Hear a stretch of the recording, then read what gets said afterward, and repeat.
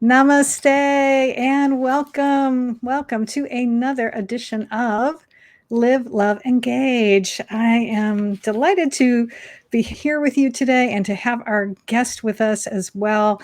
And even though it says Monkey's House there, that's not his name, but that is what we're going to be talking about today. But I want to welcome Jeff Allen to Live, Love, Engage.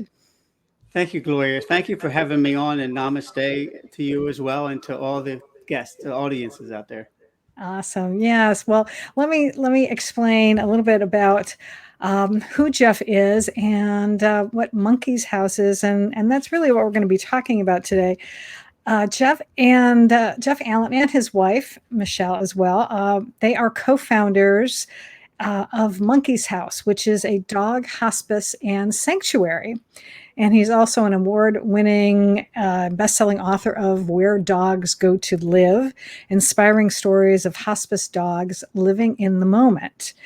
And, this is not, you're not our typical guest that we have on the show, because a lot of times I'll have coaches and folks helping us with our business, but also from a spiritual perspective. But part of what Live, Love, Engage is all about is really helping us to live fully, love deeply, and engage authentically. And I think our pets are a big part of that. That's what helps us a lot of times in being able to, live a full life, and they bring a lot of joy to us and a lot of love. And I was really it being an owner of dogs. I'm mostly cat person, but I've had dogs now. I had a dog when I was a kid, and we've got two foster dogs. Well, one's a rescue from a shelter, and one's an adopted dog. Um, that I know they've definitely wormed their way into my heart. But I love what you and your wife have done, and I want you, if you could start off by explaining to our audience, those who are listening and those who are also watching or on some of the social media channels today, what exactly, well, actually, start with why did you start Monkey's House? Because you don't typically hear of a dog hospice before. We hear of people going into hospice, but what prompted you to do that? Gloria, we started in 2015 officially, but we used to foster dogs way before that. And I would say that um, we realized that there was no resources for these generally senior dogs with major medical issues. So we'd foster the dogs. My wife being a retired nurse, the shelters would give us all the dogs that had the major medical issues because my wife knew how to take care of them. So then we realized that, like I said, there's no resources for them. We had 9 dogs at that time, mostly fosters and ones that we adopted that were seniors with medical issues. And then eventually we got this little dog named Monkey. He was supposed to live for like a month or two. The shelter vet just said, take him home and just let him pass. And that wasn't good enough for us. So we adopted him. He saw our vet, a cardiologist, got some very inexpensive heart meds, and lived 17 wonderful months. And when he passed, we said, that's it. We're opening Monkey's House. And since we've had over 140 dogs here. That is really amazing, because I've been reading the book. I haven't finished it all yet, but just in going through some of the stories of some of these dogs that you've had that you've been able to really help and extend their lives. Now, um, why is it, or I guess maybe I didn't really realize that, um, that people give up senior dogs, that they don't, that they will turn them over to a shelter. And I mean, that just boggles my mind. So, um, what, how, I guess, tell us a little bit about that. I mean, what are our shelter's experiences with that, and why is this, then became something that you had to, you saw a need to help with? Yeah, sadly, the American society is a throwaway society, and it even comes with our pets, right? We don't understand how someone can have a pet, which is a family member to us, for 12 years, and then the pet gets sick, and they take it to the shelter and dump it at the shelter. We don't truly understand that. We try to, we actually, like your podcast, we try to stay very positive all the time. We don't even think of that. We don't, some of our followers, we have a lot of followers on Facebook. And when a new dog comes in and we tell them the situation, they get really upset with the previous owners. We say, we don't want that. We want positive energy. They're here Mm, now. Their life's going to be completely different. So that's what we try to do. There are some cases where the owner has passed and mm. there's nobody able to take the dog. Oh. And again, the dog has medical issues, so we bring them here, and they are loving dogs. All the dogs. It's amazing that a dog that obviously was not treated well for 10 years, dumped at the shelter, they want to give you so much love. It's Mm. unbelievable. You would think that they wouldn't trust humans. They love humans. Mm. Can you share with us maybe one or two examples of that sort of transformation that some of these dogs have experienced at Monkey's house? Sure. One was Holly. She was a smaller German Shepherd mix, and she came here very frightened. Actually, my wife was the only one that could go and do anything with her for about 2 months. Mm. And you being a cat person, you'll like this story. So she would take her out and walk. We have 6 acres here. We have a little farmette. So she would walk her around the farm, just trying to get her used to things, trying to get her calmed down. She was a bag of bones, the thinnest dog we've ever seen. Mm. And what would follow her around was our cat. We have cats. The little Mhm. cat would, grandpa would go with them and they'd walk around. And before you know it, not before you know it, it took a month or so. Mhm. She started warming up. She didn't like other dogs, so we always have to evaluate and see how we can put them with the other dogs. We have 25 generally dogs here at a time. Mm. So we did. We put her in the cottage, which is a separate section of the house, with little gates between her and some other dogs. And eventually, those gates came down, and she lived with the other pack of dogs. There was about 4 of them in there, and it got to the point where she had a hard time eating. Her stomach was upset, didn't feel like eating. She was eating out of my hand. That was the way, and that was truthfully that was one of the best experiences I had. Every night Mm. I would go in there, and we feed raw food and home cooked, so it's a Mhm. little gooey in the hands. But there's nothing better than that dog eating out of your hand and licking it Mm. to finish it off. It built a bond between Holly and myself that I could never replace. Mm. That's awesome. Yeah. Um, what has been maybe what's one of the biggest challenges you've had to overcome in running Monkey's House? A very big challenge was COVID and the pandemic. Mm. We had, I would say, we had 2 to 3 dozen volunteers coming sort of on a regular basis. We'd have some come 3 times a week, and every breakfast there'd be a woman here 3 times a week to help out. She was retired, but then when COVID hit, we were trying to do the separation until everybody got their vaccinations. If I'm not, it's up to the person if they want to get one or not. But we did say, please get them because we are getting older and needed the protection. So that was tough. Besides Michele and I doing all the work, and I'm working at home full time, it was a lot of work for us. And I felt bad for the dogs because they really love when we call them aunts and uncles, our volunteers. When they come over, there's certain dogs that really get attached to certain aunts. So it was sad, but now they're starting to come back. So that's good. That's good.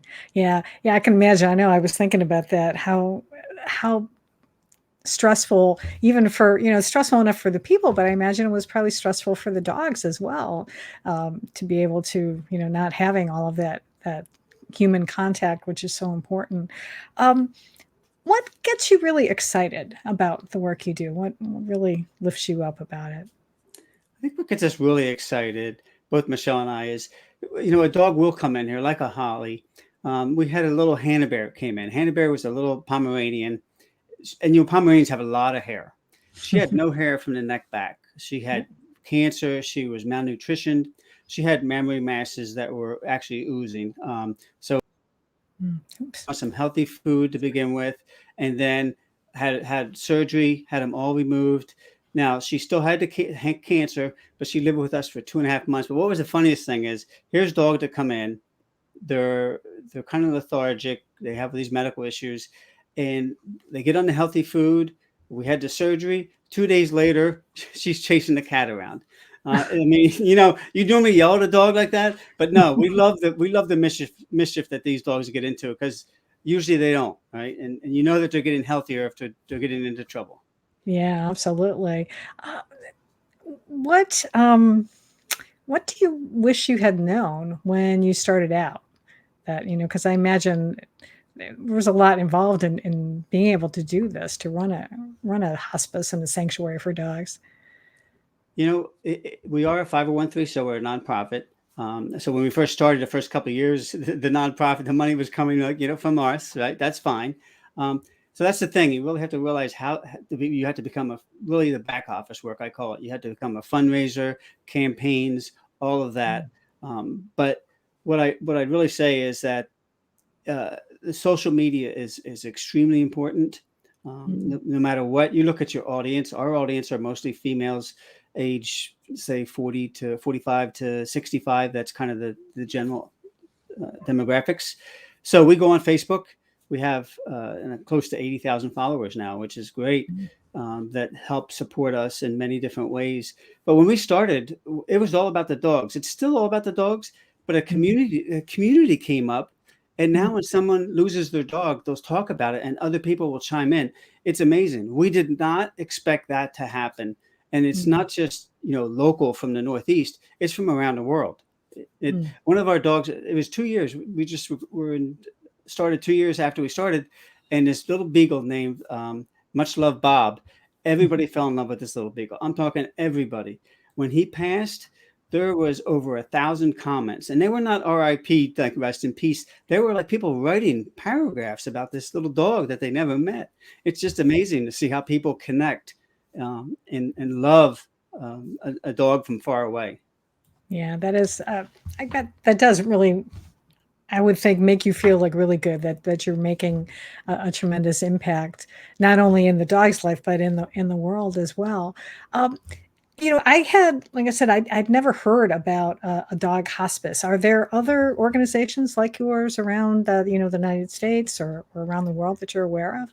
And Gloria, there's very few true Mm, dog hospices like ours. Mostly there's senior dog rescues or sanctuaries, and mm, they will have some hospice dogs there. Like when people say to us, "Oh, your dog's up for adoption," no, they're actually here, and this is where they spend the rest of their lives. Now mm. we do have what we call an imposter every so often that is supposedly the shelter vet says they're going to pass, and they come here, they get the healthy food, they get the vet care, and they are well enough, so we do get them out with a forever family. Um, Mm, but yeah, there's very very few, and we take it to a step farther. Michelle's become an expert in dog nutrition. I think being a nurse has really made a big difference. And we've seen dogs, like I said, even Hannah Bear. We had a dog Buck that was supposed to be here for 3 months. He was here 4 years, and 4 years living life. like but your first word is live, and that's what the, the the tone of my book, right? Where dogs go to live, and that's our theme. And so it's quite amazing to see that. that's yeah, that is amazing. I I just it warms my heart that you're able to do that, and it is a shame that there aren't more organizations like that.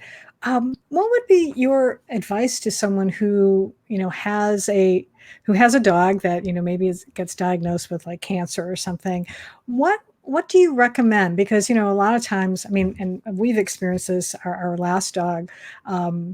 She was fine, and then all of a sudden she wasn't, and she was just having trouble walking, and we took her to the vet, and it turned out that she had like cancer riddled all over, and we had her put down because that seemed to be the most humane way to go. But now in reading your book, I'm thinking, well, did we do the right thing? Maybe I should have just kept her home and just tried to still try to make her comfortable there. So what's your advice to folks who are in a similar circumstance? Well, Gloria, first I'd say I don't think anybody makes a wrong decision. They make the best decision they can, right? Mm, But to help you make the best decision, become knowledgeable. As knowledge is power, right? So become as knowledgeable.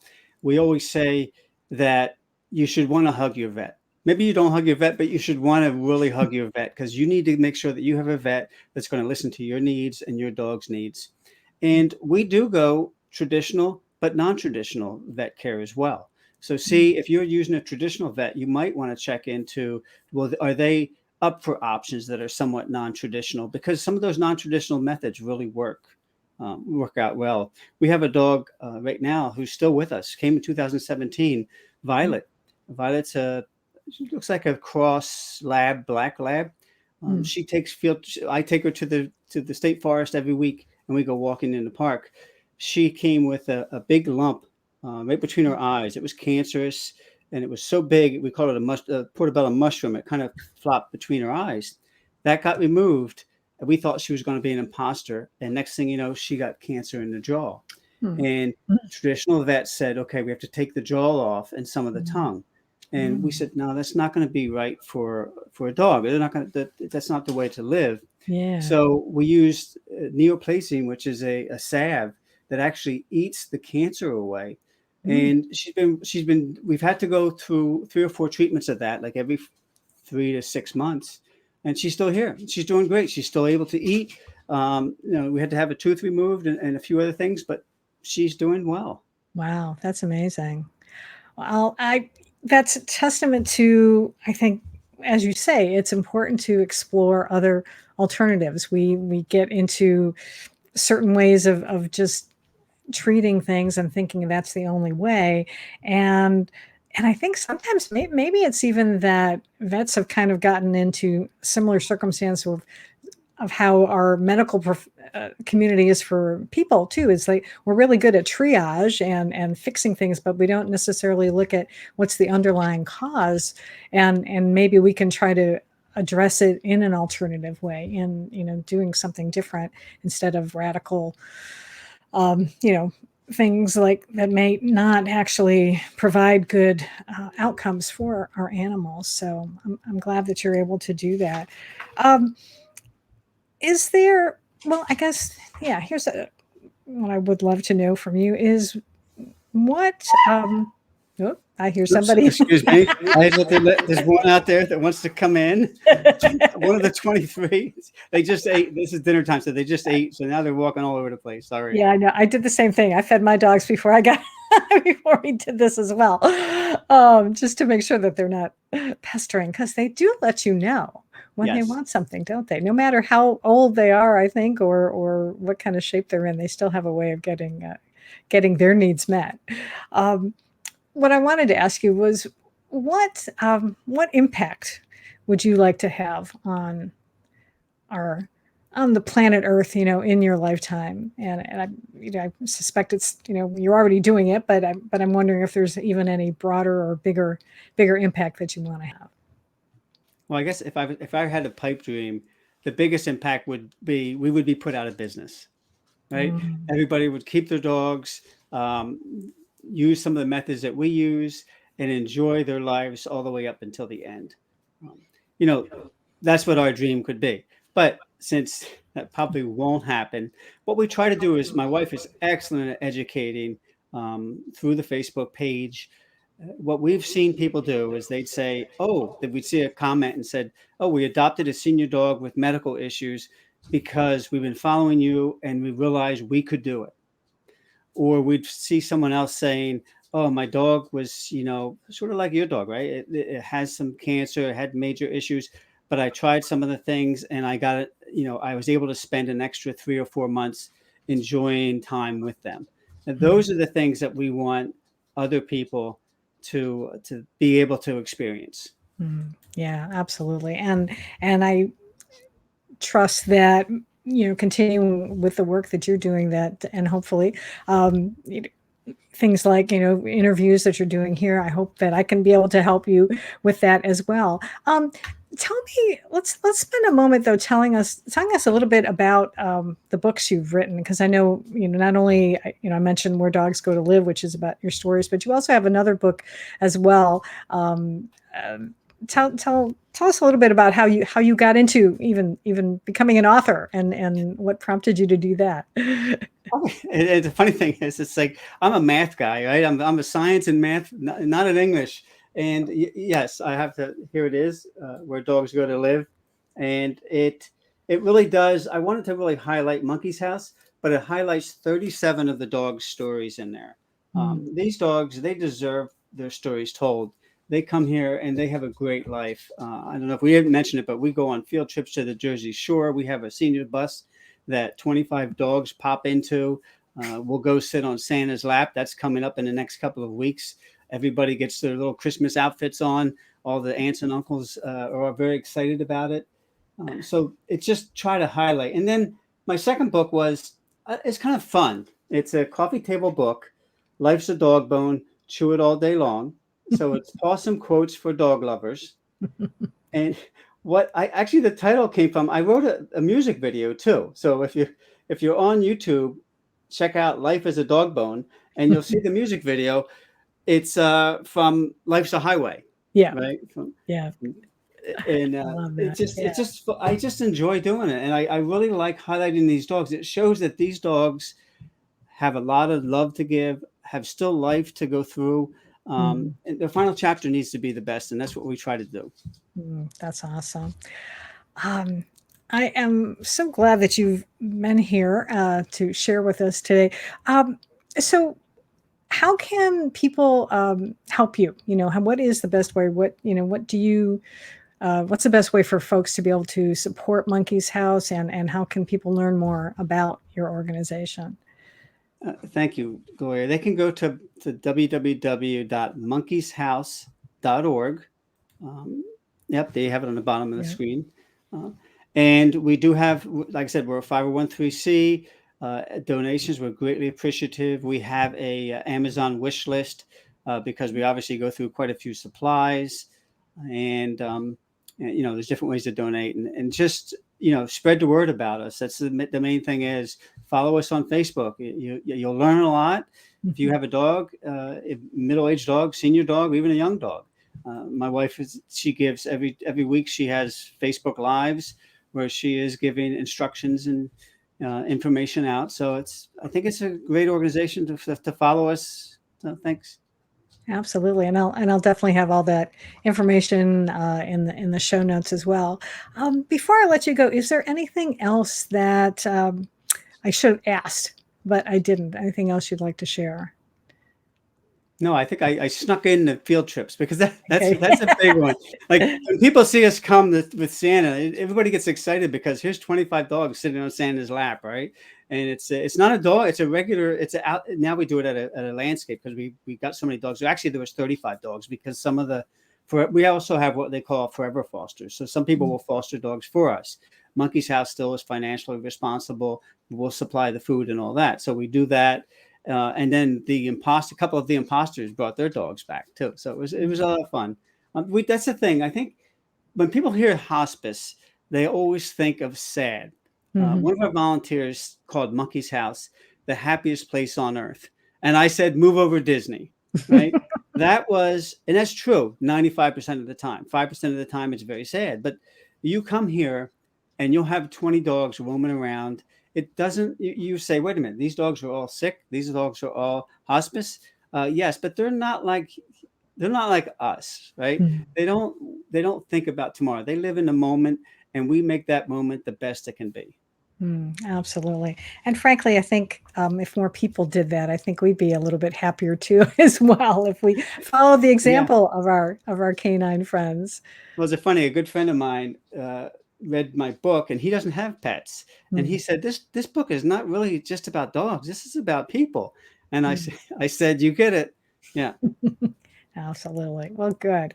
Well, I am really glad that we were able to spend some time with you today, and but I think you probably need to go spend some time taking care of those wonderful creatures you have, those furry friends of yours. And I wish you all the best. And again, I'll make sure again. If you're listening, check out Monkey's House on Facebook and also go to monkeyshouse.org where you can support them. And I do you have a link like to Amazon there or can people like Yes. search on Amazon for it? How does that work? Well, they could do it. They could find it from our website. I have a link Okay. to each book, and I have a link to the music video, which is a lot of Okay. fun. All right. Excellent. Well, very good. Well, thank you so much for being with us today, Jeff. I really appreciate it. Thank you, Gloria. Appreciate you having me on. All right. And thank all of you for watching and for listening. And I appreciate you as well. And I hope you make sure that you are subscribed on the podcast platform of your choice. And you can also watch our episodes, either catch it this one as a replay on Facebook or LinkedIn, or you can also catch us on YouTube as well. And until next time, I am Gloria Grace Rand, and I am encouraging all of you to live fully, love deeply, and engage authentically.